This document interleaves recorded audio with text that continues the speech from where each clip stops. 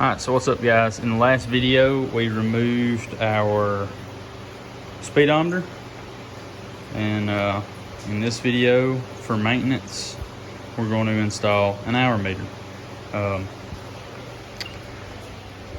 Whether you agree with it or not, that's what we're going to do. So on the left side of the bike in front of the tank there's a nice big flat spot, and that is going to be perfect for this hour meter to attach.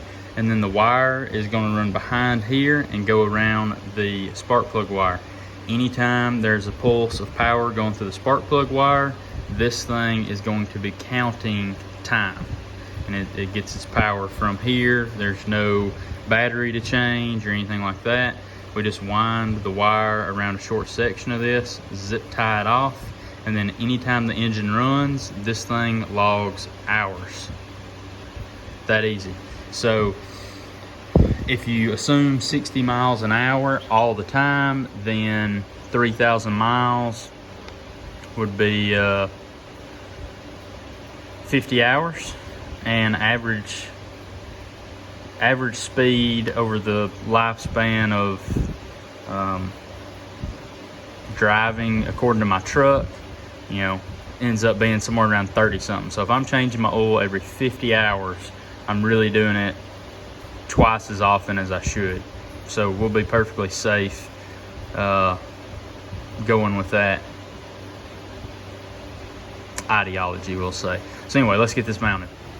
We'll start with wrapping it around the spark plug first.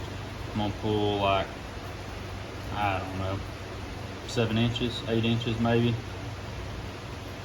All right, get it wrapped around there, and then we're gonna bunch it up pretty good, kind of make a tight coil out of it.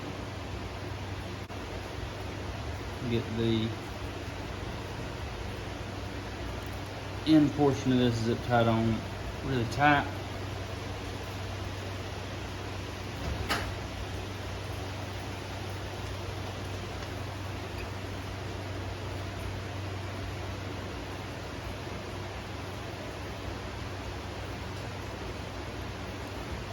Like so. A pair of dikes.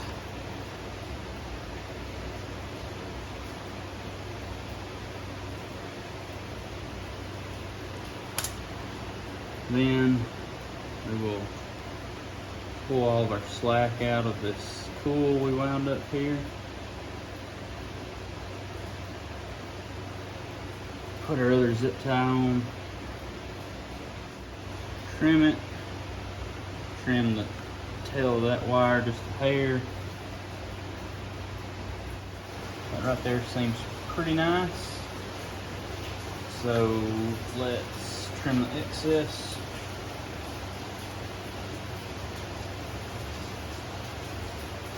Like that. Peel off back of our tape.